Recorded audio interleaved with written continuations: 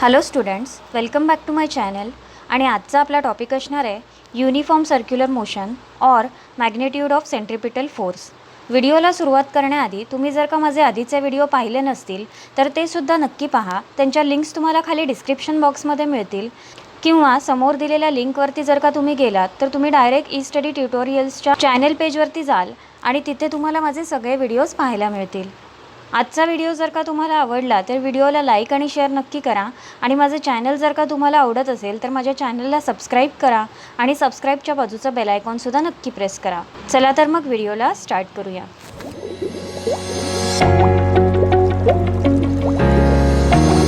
Uniform circular motion or magnitude of the centripetal force. हा topic शिकण्याआधी आपण थोडंसं revise करून घेऊया आपल्या आधीचे टॉपिक. आपण ज्यावेळेस Newton's universal law of gravitation शिकलो होतो त्यावेळी आपल्याला न्यूटनने असं सांगितलं होतं की force is directly proportional to product of the masses between two object and inversely proportional to the square of the distance between them.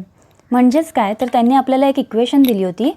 Force is directly proportional to m1 into m2 and inversely proportional to distance square. Okay. मग आता ही जी concept आहे uniform circular motion किंवा magnitude of centripetal force, याच्यामध्ये आपण काय करणार आहोत तर न्यूटनने आपल्याला force is inversely proportional to distance square असं इक्वेशन कशावरून दिलं हे आपण स्टडी करणार आहोत. ओके. आता हे आपण आधीच्या क्लासमध्ये स्टडी केलेलं आहे की न्यूटननी केपलर्सच्या प्लॅनेटरी मोशनच्या थर्ड लॉचा यूज करून ही इक्वेशन आपल्याला प्रूफ करून दिली होती. पण ती कशी प्रूफ केली हे आपण ह्या कन्सेप्टमध्ये शिकणार आहोत. ओके. सो आता इथे मी एक डायग्राम काढली आहे, ती आधी एक्सप्लेन करून घेऊया. असं सपोज करायचं आहे की एक ऑब्जेक्ट आहे. इथे मी हा ऑब्जेक्ट ड्रॉ केला आहे. ह्याला आपण प्लॅनेट म्हणूया आणि हा सन आहे. ओके. हा जो ऑब्जेक्ट आहे तो ह्या सनच्या भोवती रिव्हॉल्व करतो आहे आणि तो युनिफॉर्म सर्क्युलर मोशनमध्ये रिव्हॉल्व करतो आहे. ओके. आता सर्क्युलर मोशन म्हणजे तुम्हाला माहिती आहे, सर्क्युलर मोशन म्हणजे तो सर्कल फॉर्ममध्ये रिव्हॉल्व करतो आहे. पण युनिफॉर्म सर्क्युलर मोशन म्हणजेच काय तर तो रिव्हॉल्व करताना त्याचं जे स्पीड असणार आहे ते कॉन्स्टंट असणार आहे. ओके. म्हणून काय म्हटलं आहे युनिफॉर्म सर्क्युलर मोशन. आता स्पीड कॉन्स्टंट कसं असेल तर फॉर एक्झाम्पल एका तासामध्ये म्हणजेच 1 आवरमध्ये जर का ह्या प्लॅनेटने 10 किलोमीटर डिस्टन्स कवर केलं तर तो पुढच्या 1 आवरमध्ये सुद्धा 10 किलोमीटर डिस्टन्सच कवर करणार आहे आणि अशा पद्धतीने तो एक कंप्लीट रिव्हॉल्युशन कंप्लीट करणार आहे. ओके. आणि आपण हे सुद्धा शिकलो होतो की ज्यावेळी एखादा ऑब्जेक्ट सर्क्युलर मोशनमध्ये रिव्हॉल्व करत असतो त्यावेळी त्याच्यावरती कुठला फोर्स अप्लाय होत असतो तर centripetal force. Okay. Centripetal force म्हणजे काय तर ऑब्जेक्टच्या सेंटरमधून ज्यावेळेस एकमेकांकडे फोर्स अट्रॅक्ट करत असतो त्यावेळेस त्याला आपण सेंट्रिपिटल फोर्स म्हणतो. ओके. मग आता इथे जर का ह्या ऑब्जेक्टचं मास असेल m. Okay. m is equal to mass of the object. त्यानंतर v is equal to speed of the object. ह्या ऑब्जेक्टचं जे स्पीड आहे त्याला आपण v म्हणूया. And r is equal to radius of the circle. आता ह्या सर्कलची जी रेडियस आहे ही मधली लाईन जी मी ब्लॅकमध्ये ड्रॉ केली आहे that is radius of the circle. Okay. मग अशा केसमध्ये in this case we can say that centripetal force is equal to mv² upon r. Okay. आता व्यवस्थित लक्ष द्या. जर का अशी केस असेल आपण असं म्हणू शकतो force is equal to mass speed square upon radius. Okay. मग आता आपल्याला काय करायचं आहे तर ही इक्वेशन प्रूफ करून दाखवायची आहे. ओके. इथे जर का तुम्ही व्यवस्थित बघितलं तर v म्हणजेच काय स्पीड आणि स्पीडचा फॉर्म्युला आपल्याकडे आहे. मग इथे मी लिहिते speed is equal to distance travelled upon time taken. Okay. मग आता डिस्टन्स ट्रॅव्हल्ड म्हणजेच काय हा ऑब्जेक्ट जो डिस्टन्स ट्रॅव्हल करतो आहे तो किती असणार आहे. आता व्यवस्थित बघा. हा ऑब्जेक्ट सर्क्युलर फॉर्ममध्ये रोटेट करतो आहे म्हणजेच सर्कलचा सर्कम्फरन्स कंप्लीट करतो आहे. मग सर्कलचा सर्कम्फरन्स काय असतो 2πr. Okay.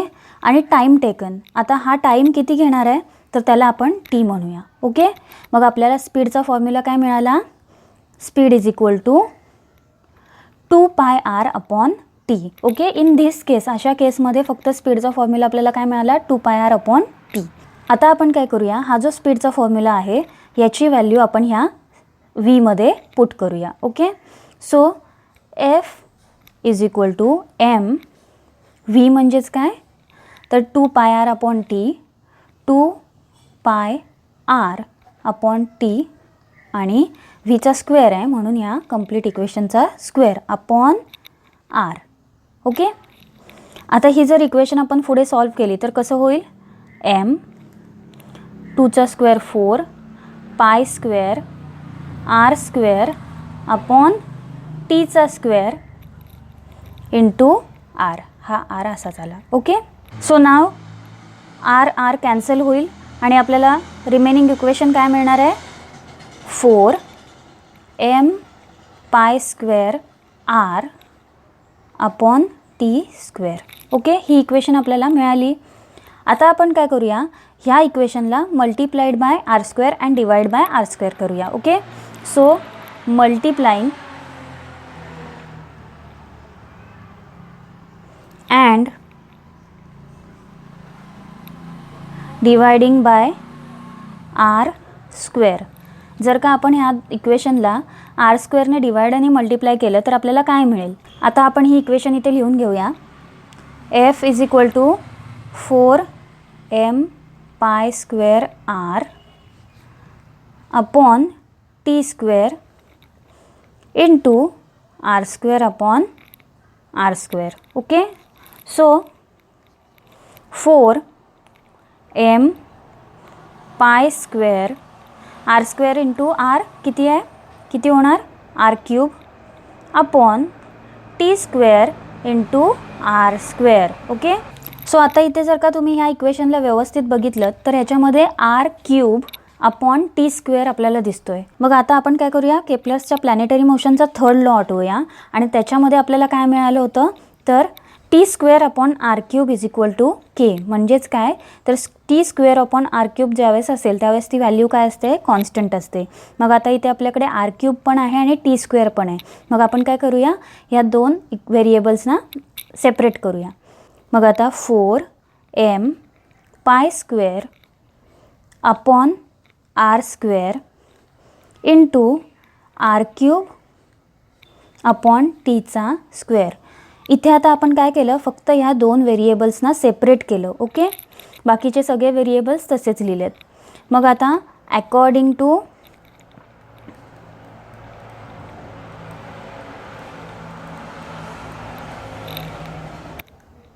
Kepler's third law, T square upon R cube is equal to K. Okay, मग आता इथे आपल्याला ह्या व्हॅल्यूमध्ये काय पुट करायला लागेल? केची व्हॅल्यू पुट करायला लागेल. Okay, so 4m pi square upon R square. आता तुम्ही जर का व्यवस्थित बघितलं तर इथे केप्लर्सचा थर्ड लॉ आपल्याला काय सांगतो? T square upon R cube is equal to constant. पण इथे जर का तुम्ही बघितलं तर इथे इन्व्हर्स आहेत variable, R cube upon T square आहे म्हणून आपल्याला कॉन्स्टंटसुद्धा इन्व्हर्सली द्यायला लागणार आहे. मग कॉन्स्टंट इन्व्हर्सली देण्यासाठी आपल्याला काय करायला लागेल? 1/k असं लिहायला लागेल. ओके, सो आता आपल्याकडे इक्वेशन काय आहे? F is equal to 4m pi square upon R square into K. Okay, so आता इथे पुन्हा व्यवस्थित लक्ष द्या. ह्या इक्वेशनमध्ये जर का तुम्ही 4ची व्हॅल्यू बघितलीत तर ती कॉन्स्टंट असणार आहे, ही कुठेही चेंज होणार नाही. ओके, मास एम म्हणजे काय? मास ऑफ द ऑब्जेक्टचा मास चेंज होणार आहे का? तर नाही. म्हणजे एमसुद्धा कॉन्स्टंट झाला. त्यानंतर पायची व्हॅल्यूसुद्धा कॉन्स्टंट आहे, आपल्याला माहिती आहे, तीसुद्धा चेंज होत नाही.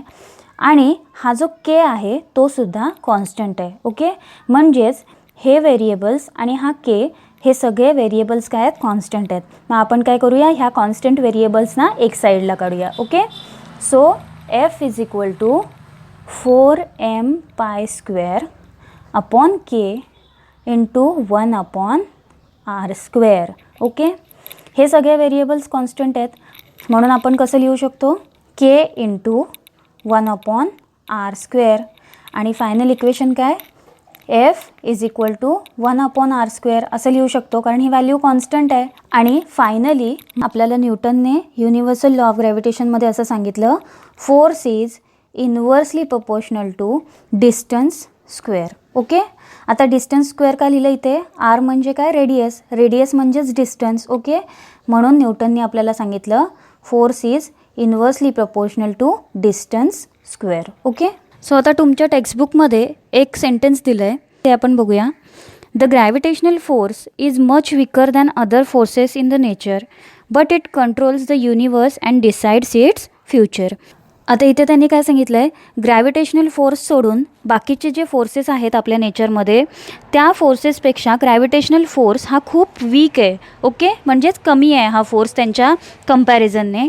पण तरीसुद्धा ग्रॅव्हिटेशनल फोर्स हा आपल्या युनिवर्सला कंट्रोल करतो आणि आपल्या युनिवर्सचं फ्युचरसुद्धा डिसाईड करतो. ओके, मग असं का? तर because of the huge masses of the planet, stars and other constituents in the universe.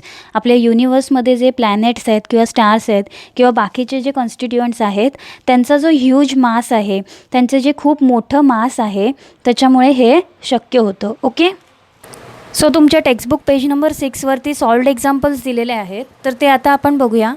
सगळ्यात पहिलं एक्झाम्पलला सुरुवात करण्याआधी तुम्ही तुमचे टेक्स्टबुक ओपन करून बसा, कारण मी इथे तुम्हाला क्वेश्चन रीड करून दाखवणार आहे. ओके, मी क्वेश्चन लिहिणार नाही आहे. सो तुम्ही टेक्स्टबुक ओपन करा आणि क्वेश्चन बघा. Okay, so first example given, Mahendra and Virat are sitting at the distance of 1 metre from each other.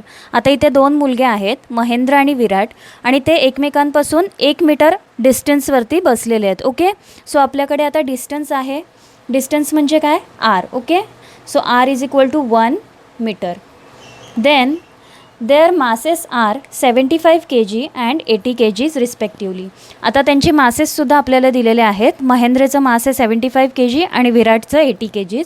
So आता आपण इथे M1 M2 लिहूया. मास 1 75 kg, महेंद्रचं मास आहे 75 kg अँड विराटचं मास आहे, ज्याला आपण M2 म्हणूया, 80 kg. Okay, what is the gravitational force between them. आता महेंद्र आणि विराट एकमेकांपासून 1 मीटर डिस्टन्सवरती बसलेले आहेत, तर त्यांच्यामध्ये ऑफकोर्स ग्रॅव्हिटेशनल फोर्स एक्झर्ट होतो आहे. मग तो किती एक्झर्ट होतो आहे हे आपल्याला शोधून काढायचं आहे. ओके, म्हणजेच काय, तर आपल्याला आता ग्रॅव्हिटेशनल फोर्सचा फॉर्म्युला यूज करायला लागेल. आणि न्यूटननी युनिव्हर्सल लॉ ऑफ ग्रॅव्हिटेशनचा फॉर्म्युला आपल्याला ऑलरेडी दिलेला आहे. तो व्हिडिओ मी आधीच अपलोड केलेला आहे. ज्यांनी तो व्हिडिओ पाहिला नाही आहे त्यांनी तो व्हिडिओसुद्धा पहा. त्याची लिंक तुम्हाला वरती आय बटनमध्ये मिळेल. So according to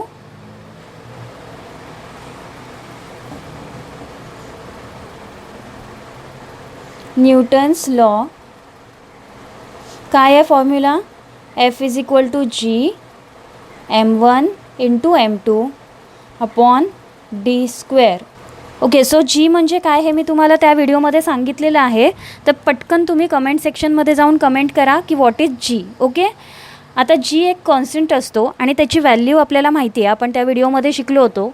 so Gची value काय आहे? 6.67 इंटू 10⁻⁻11. ओके, M1ची व्हॅल्यू किती आहे?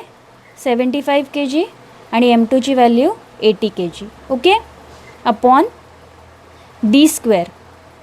D² म्हणजेच काय? R² म्हणजेच 1चा स्क्वेअर. ओके, सो आता आपण काय करूया, सगळ्यात पहिलं 10⁻⁻11 ह्याला आपण पाठीमागे टाकूया. सो इक्वेशन कसं होईल? Into 75 into 80 into 10⁻⁻11. ओके, आता या 6.67ला आपण असंच ठेवूया आणि 75 इंटू 80चं मल्टिप्लिकेशन करूया. सो याला मल्टिप्लिकेशन केल्यानंतर याची व्हॅल्यू येते 6000. ओके, आणि 10⁻⁻11 तसाच. देन आता व्यवस्थित लक्ष द्या, हा जो 6000 आहे ह्याला आपण असं लिहू शकतो 6 इंटू 10⁻³ ओके, काय केलं तर ह्या 6000ला फक्त आपण 6मध्ये कन्वर्ट केला आणि त्याला 10⁻³ दिलं आहे. Okay, into 10⁻⁻11. आता काय करूया आपण, तर ह्या 6ने 6.67ला मल्टिप्लाय करूया. किती येणार आहे आन्सर?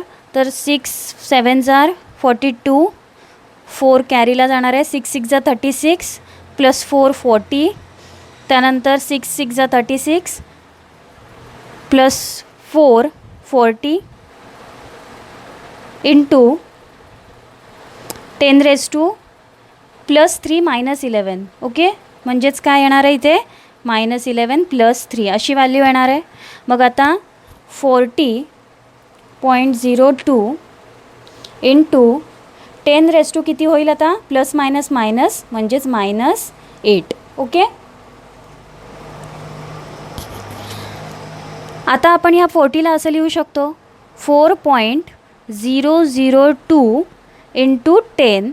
ओके, का कारण इथला 40चा आपण कन्वर्जन 4मध्ये केलं आहे आणि त्याचा 10 इथे लिहिलेला आहे. Okay, into 10⁻⁻8 is equal to 4.002 into 10⁻² किती होणार आहे आता -7. का कारण इथे काहीच नाही आहे म्हणजे 1 असतो पॉवरला आणि +1 -8 म्हणजे किती झाला -7. ओके, ग्रेटर नंबर साईन आपण इथे 7ला दिले. न्यूटन हा काय झाला F, म्हणजेच काय तर आपला ग्रॅव्हिटेशनल फोर्स. ओके, आता हा ग्रॅव्हिटेशनल फोर्स कुठला आहे तर महेंद्र आणि विराट बसलेले आहेत त्यांच्यामधला जो ग्रॅव्हिटेशनल फोर्स आहे तो आपल्याला मिळाला. आता इथे लास्ट सेंटेन्स तुम्ही लिहायचं आहे, त्याला हाफ मार्क्स असतो. ओके, ते मिस नाही करायचं आहे. So the gravitational force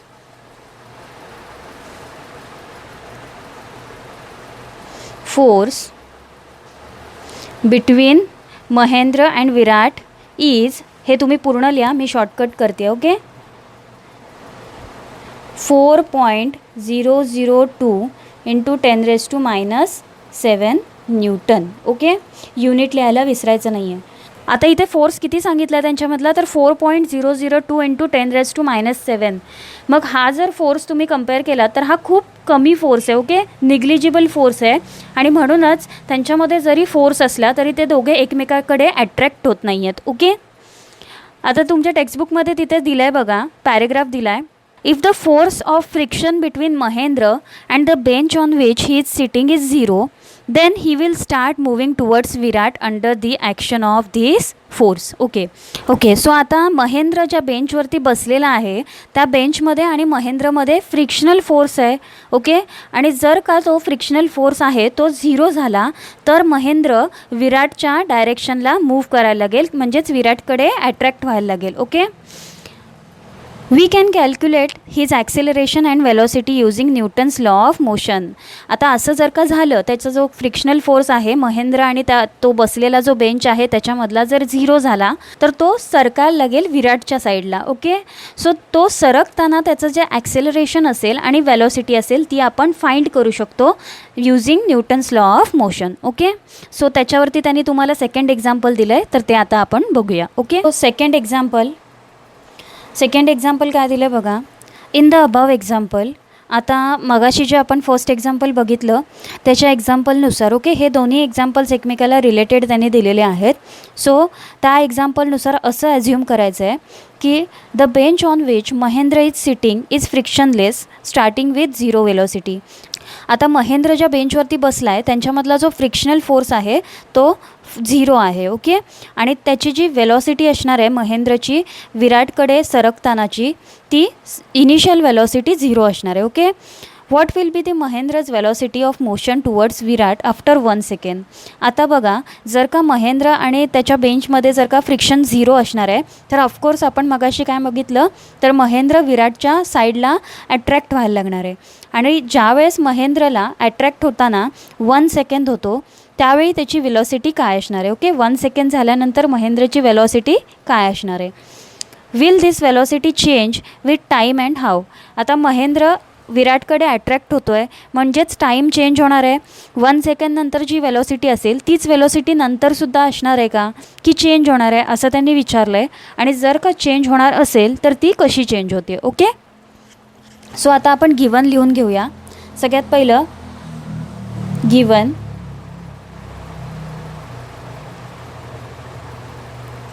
so गिवनमध्ये आता आपल्याला महेंद्रबद्दल आपण लिहितो आहे. मग फर्स्ट एक्झाम्पलमध्ये आपण फोर्स काढला होता ग्रॅव्हिटेशनल फोर्स, तो घेऊया. ग्रॅव्हिटेशनल फोर्स काय होता, फोर्स ऑन महेंद्र किती आला होता 4.002 इंटू 10⁻⁻7 न्यूटन. ओके. महेंद्रचा मास होता आपल्याकडे. So mass is equal to 75 kg. Okay. आता त्याने आपल्याला सगळ्यात पहिलं काय फाइंड करायला सांगितलं, वेलॉसिटी. पण वेलॉसिटी फाइंड करण्यासाठी सगळ्यात पहिलं आपल्याला ॲक्सेलरेशन फाइंड करायला लागेल. ओके. सो आता आपल्याला माहिती आहे F is equal to ma. Okay. आणि आपल्याला काय काढायचं आहे आता, ॲक्सेलरेशन काढायचं आहे. सो आपण काय करूया, ह्या एमला इकडे आणूया. सो कसं होणार आहे, एफ अपॉन एम, हा एम इकडे गेल्यानंतर डिव्हिजनला जाणार आहे, इज इक्वल टू ए. म्हणजेच आपल्याला ॲक्सेलरेशनचा फॉर्म्युला मिळाला, A is equal to F upon M. Okay. So आता ह्या ॲक्सेलरेशनच्या फॉर्म्युल्यामध्ये आपण व्हॅल्यूज पुट करूया. एफ किती आहे 4.002 इंटू 10⁻⁻7. ओके. अपॉन एम किती आहे 75. ओके. आता आपण काय करूया, सगळ्यात पहिला हा डेसिमल पॉईंट काढून टाकूया आणि त्याच्यानंतर 75नी या 4002ला डिवाईड करायचं आहे. ओके. सो हा डेसिमल पॉईंट काढून टाकल्यानंतर इथे 1च्या पुढे 1 2 3 झिरोज लागणार आहेत. ओके. आता बघा, जर का तुम्ही 4002ला, हा डेसिमल पॉईंट मी काढून टाकते आधी. ओके. आता ह्या 4002ला जर का तुम्ही 75नी डिवाईड केलं तर तुमचं आन्सर येतं 53.36. ओके. Into 10⁻⁻7 upon 1000. ओके. आता बघा 53.36 इंटू 10⁻, ह्या जर का 1000ला आपण वरती आणलं तर त्याची पॉवर काय असणार आहे, इथे 3 असणार आहे. त्याला जर का आपण वरती आणलं तर त्याची पॉवर काय होणार आहे, -3 होईल. ओके. सो 10⁻⁻7 -3, मग 53.36 इंटू 10⁻⁻ प्लस, सो 7 + 3 किती असतात 10, आणि ग्रेटर नंबर साईन देऊया मायनस. ओके. सो आता आपल्याला काय मिळालं, ॲक्सेलरेशन मिळालं आहे. ओके. ओके. आता एक स्टेप राहिली आपली. इथे आपण काय करूया, या 53चा जो डेसिमल पॉईंट आहे तो आपण पुढे आणूया. ओके. तसं करू शकतो आपण. So A is equal to 5.336 into 10 into 10 into 10⁻⁻10, आणि लास्ट व्हॅल्यू काय मिळेल आपल्याला 5.336 इंटू 10, काहीच नाही आहे म्हणजे 1 असणार आहे. सो +1 - 10 म्हणजेच किती, प्लस मायनस मायनस, सो 10 - 1 9, आणि greater number sign minus. Okay. So आपल्याला ॲक्सेलरेशन किती मिळालं आहे 5.336 into 10⁻⁻9 metre per second square. Okay. ॲक्सेलरेशनचं युनिट लिहिलं आहे. आता आपल्याला ॲक्सेलरेशन मिळालं. आता ह्या ॲक्सेलरेशनवरून आपण वेलॉसिटी फाइंड करूया. सो वेलॉसिटी आपल्याला कधीची फाइंड करायची आहे बघा, क्वेश्चनमध्ये काय विचारलं आहे, what will be the Mahendra's velocity of motion towards Virat after 1 second. म्हणजेच आपल्याला वेलॉसिटी 1 सेकंड नंतरची काढायची आहे. सो आता मी इथे लिहिते. ओके. तुम्ही लिहिताना व्यवस्थित लिहा. आधी ॲक्सेलरेशन काढून घ्यायचं आहे आणि त्याच्यानंतर velocity. So velocity after 1 second. Okay. So वेलॉसिटीचा फॉर्म्युला आपल्याला माहिती आहे, v is equal to u plus AT. So इथे लिहून घेऊया, v is equal to u plus a into T. So u म्हणजेच काय, इनिशियल वेलॉसिटी, a म्हणजे ॲक्सेलरेशन आणि t म्हणजे टाईम. आता ह्या सगळ्या व्हॅल्यूज आपल्याकडे आहेत. सो u इनिशियल वेलॉसिटी बघा क्वेश्चनमध्ये दिलं आहे, स्टार्टिंग विथ 0 वेलॉसिटी. आता स्टार्टिंग इनिशियल वेलॉसिटी म्हणजेच काय, स्टार्टिंगची वेलॉसिटी.